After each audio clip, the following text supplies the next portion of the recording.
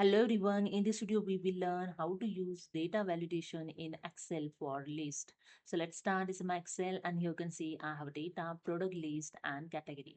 So here I'm going to apply the data validation to create the list of category. So let's start. Here we can see the already categories I mentioned is a list of category in vertical, but here I want in horizontal with the comma. For that I'm using here the text join function. Simply select the cell and use the is equal to and enter the text join. Okay, and select the text join, then use the double quote, comma, enter select the true for ignore empty, use the comma, and then select all the text list. And here I select the text list, bracket close and enter, and that's it. Here you can see all your text list with the comma is showing the category list. Okay.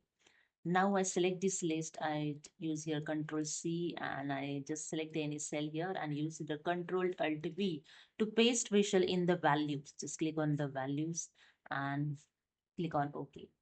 Here the list is pasted. Okay.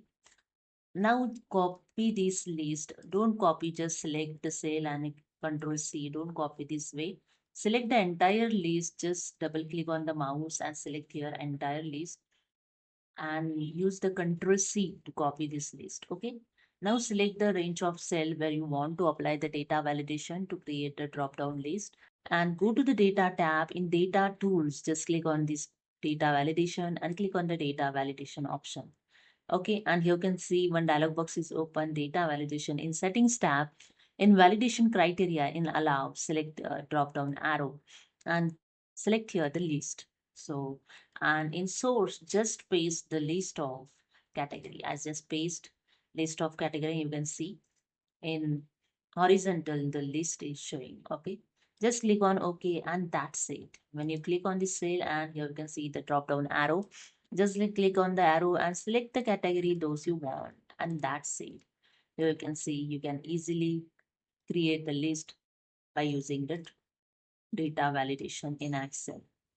Okay, so hope you understood. If you like this video, please subscribe. Thank you so much.